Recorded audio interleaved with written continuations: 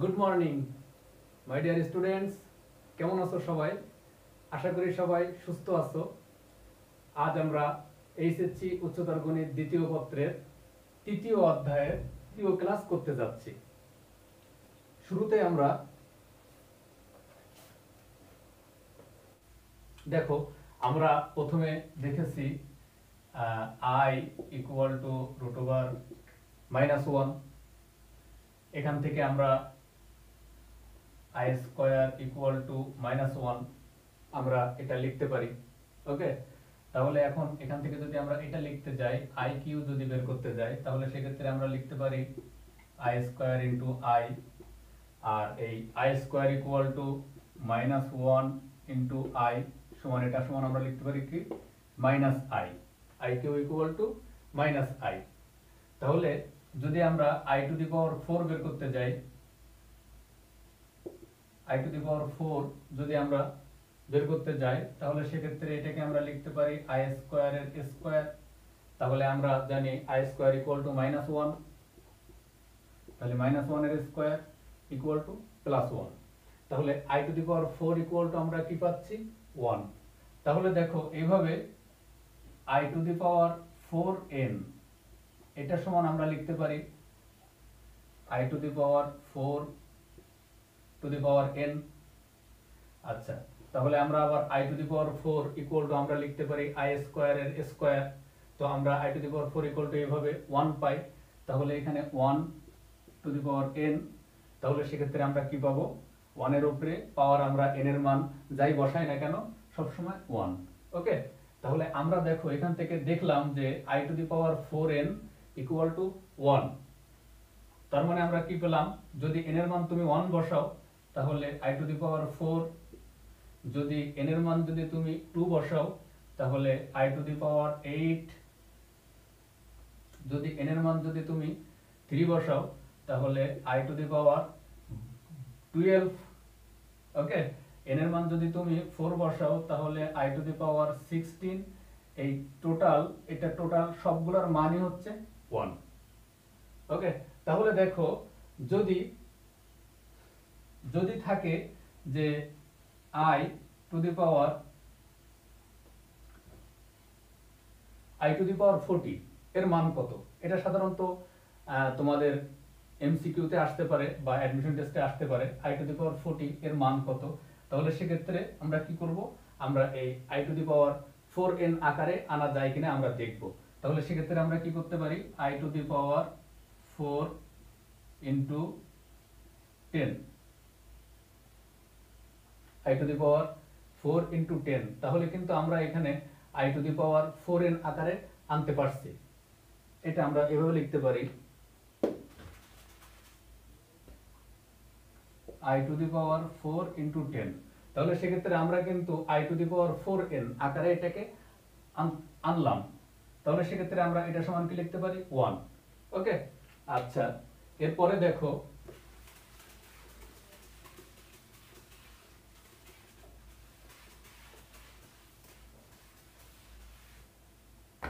এখন দেখো i to the power 4n এটার মান তো আমরা কেবলই শিখলাম 1। যদি i to the power 4n plus 1 থাকে সেক্ষেত্রে আমরা এটাকে ভেঙে লিখতে পারি i to the power 4n into i, i to the power 4n into i, এটাকে আমরা ভেঙে লিখতে পারি। ওকে, তাহলে সেক্ষেত্রে দেখো i to the power 4n সমান আমরা এটার মান 1 আর এটা হচ্ছে i, তাহলে ইকুয়াল টু i। তাহলে i to the power 4n plus 1 equal to আমরা কি পেলাম i। তাহলে এখন যদি আমি এখানে n এর মান যদি 1 বসাই তাহলে কি হয় i to the power 5, n এর মান যদি 2 বসাই তাহলে কি হয় i টু দি পাওয়ার 9। এরকম করে n এর মান যদি 3 বসাই 4 বসাই এরকম যদি বসাই তাহলে সেক্ষেত্রে আমরা সবগুলোর মান আমরা কি পাবো i। ওকে, আচ্ছা, দেখো এরপরে দেখব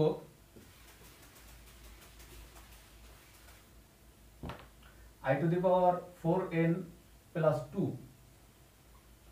i to the power 4n plus 2। দেখো এটাকে যদি আমরা ভেঙে ভেঙে লিখি তাহলে i to the power 4n into i square. তাহলে i to the power 4n এর মানটা 1 আর i square equal to -1। i to the power 4n এর মানটা হচ্ছে 1 আর i স্কয়ার ইকুয়াল টু -1। তাহলে সেক্ষেত্রে এটা সমান আমরা কি পাই -1। ওকে, তাহলে এখন দেখো এখানে যদি আমি n এর মানগুলা বসাই তাহলে i to the power n এর মান যখন 1 বসাবো সেক্ষেত্রে 6 কমা যখন n এর মান 2 বসাবো তাহলে সেক্ষেত্রে কি হবে i টু দি পাওয়ার 10। এরকম করে যদি আমি n এর মান 3 4 ডট ডট ডট যদি এভাবে বসিয়ে যাই তাহলে সেক্ষেত্রে আমরা সবগুলোর মান কি পাবো -1। ওকে, আচ্ছা এরপরে দেখো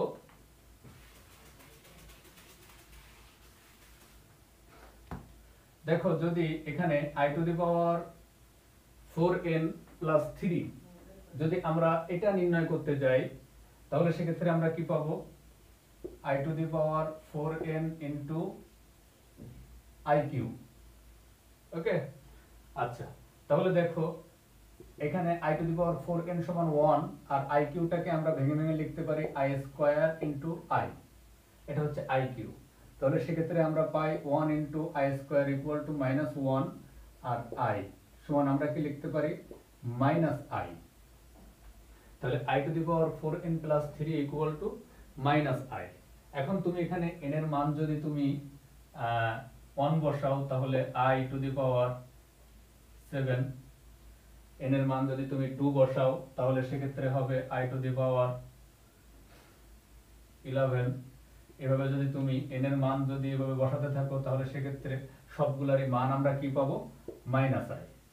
ওকে, আচ্ছা তার মানে আমরা এটা দ্বারা শিখলাম যে i এর পাওয়ার যাই হোক না কেন 55 বা i এর পাওয়ার 79, i এর পাওয়ার যেটাই আসুক না কেন আমরা এই চারটা ফরম্যাটের কোনো একটা ফরম্যাটে ফেলতে পারলে আমরা মানটা এখান থেকে পেয়ে যাব। ওকে, প্রথমে আমরা দেখব i to the power 4n আকারে আনতে পারি কিনা। যদি না আনতে পারি তাহলে i to the power 4n plus 1 আকারে নিয়ে আসবো।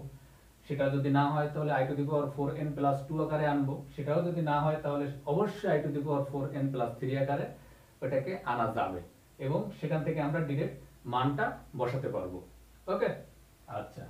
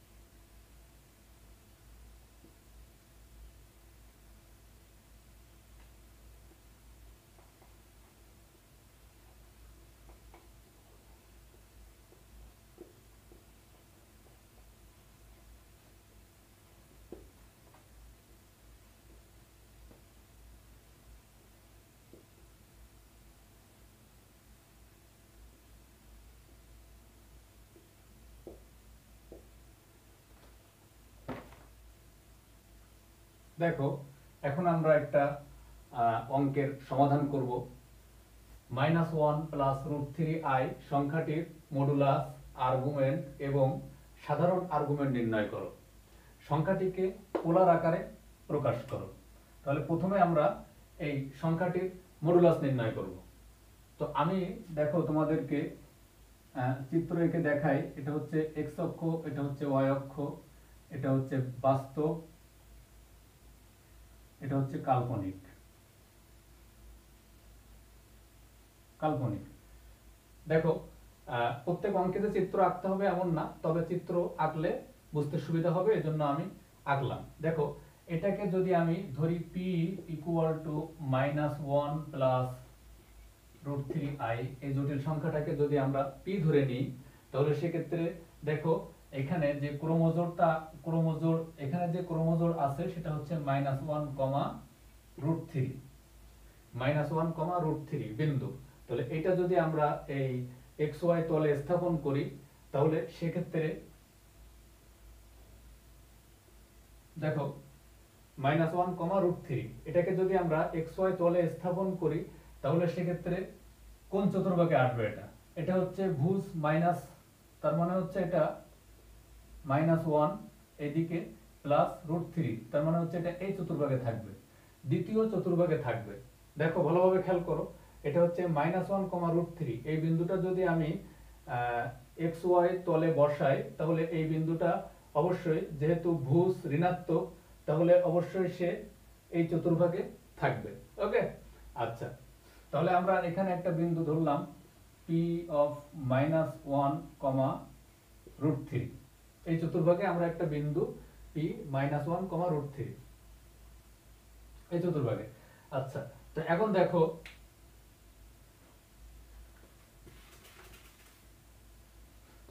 তাহলে এখান থেকে আমরা এটাকে যদি x প্লাস iy এর সাথে তুলনা করি, তাহলে এখান থেকে আমরা কি পাচ্ছি? x ইকুয়াল টু -1 আর y ইকুয়াল টু পাচ্ছি কি √3।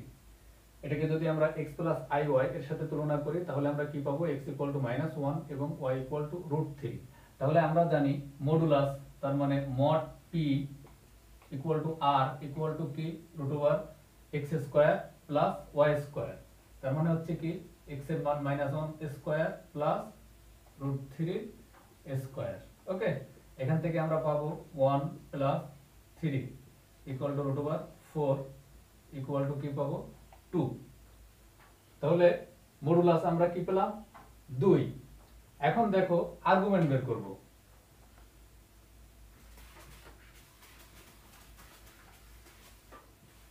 তাহলে আর্গুমেন্ট মানে হচ্ছে theta equal to tan inverse y by x।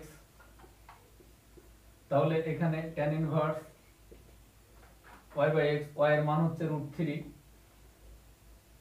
R x এর মান হচ্ছে -1, এটা সমান আমরা লিখতে পারি π/3। তাহলে এখান থেকে আমরা থিটা ইকুয়াল টু কি পেলাম? π/3। এখন এটা কিন্তু মুখ্য আর্গুমেন্ট বা আর্গুমেন্ট নয়। এখন দেখতে হবে যে এই বিন্দুটা কোন চতুর্ভাগে আছে। দেখতে হবে যে এই যে জটিল সংখ্যা দেওয়া আছে সেটা থেকে যে ক্রোমোজোর আমরা পাই, যে বিন্দুটা পাই, সেটা হচ্ছে কি -1, √3। দেখতে হবে এই বিন্দুটা কোন চতুর্ভাগে আছে। তাহলে দেখো এই বিন্দুটা হচ্ছে দ্বিতীয় চতুর্ভাগে আছে। তাহলে সেক্ষেত্রে আমরা লিখতে পারি কি আর্গুমেন্ট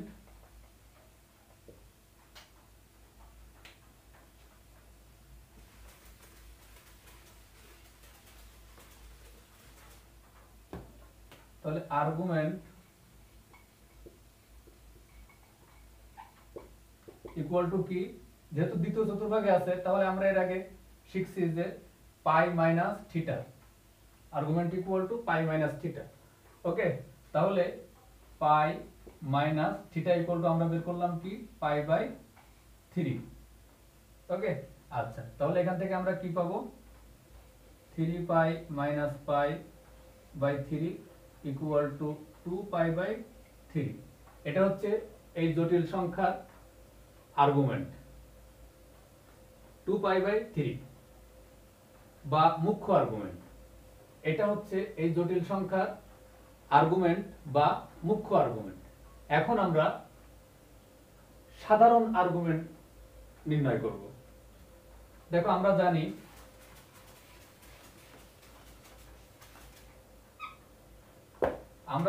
সাধারণ আর্গুমেন্ট ইকুয়াল টু কি?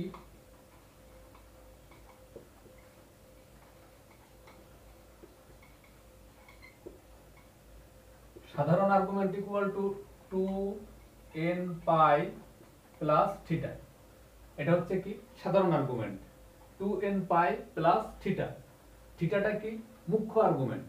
ওকে, তাহলে আমরা এখন কি লিখব 2n পাই প্লাস মুখ্য আর্গুমেন্ট আমরা কি পেয়েছি 2 পাই/3 2 পাই/3 এটা হচ্ছে সাধারণ আর্গুমেন্ট। ওকে, আচ্ছা, যেখানে n সকল স্বাভাবিক সংখ্যা, n এপসিলন n, n হচ্ছে ন্যাচারাল নাম্বারের set, set of all natural number, যেখানে n সকল স্বাভাবিক সংখ্যা।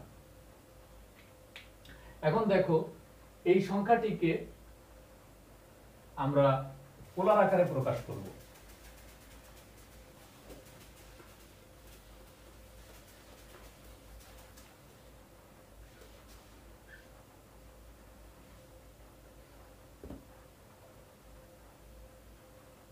এখন দেখো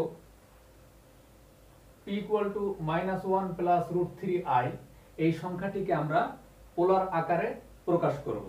তাহলে আমরা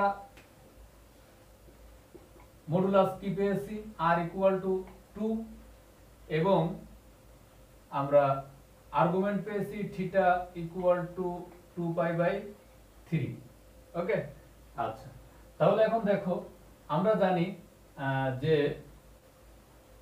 x + iy z = x + iy, এই সমীকরণের পোলার সমীকরণ হচ্ছে z = আমরা জানি r * cos θ + i sin θ। এটা কিভাবে আসে সেটা আমরা দেখেছি।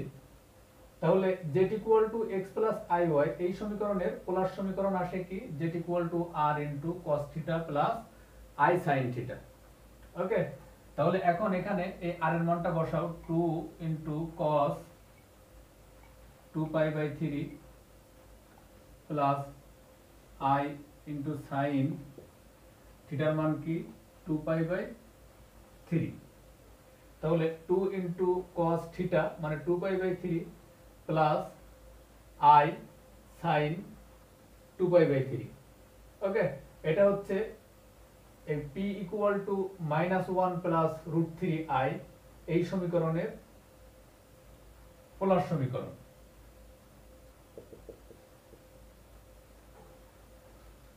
এটা হচ্ছে এই সমীকরণ, এটা হচ্ছে এই সমীকরণের পোলার সমীকরণ। ওকে, তাহলে আমরা এটাকে পোলার আকারে প্রকাশ করলাম।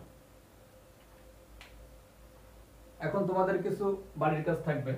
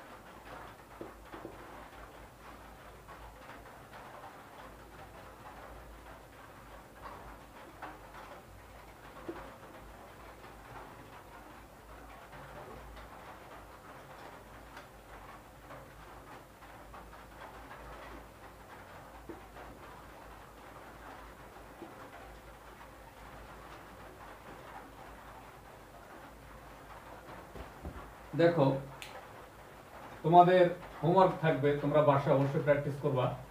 আর্গন চিত্রে স্থাপন করো। এই দুইটা জটিল সংখ্যাকে তোমরা নিজেরাই আর্গন চিত্রে স্থাপন করবা বাসায়, এবং মডুলাস এবং আর্গুমেন্ট নির্ণয় করো।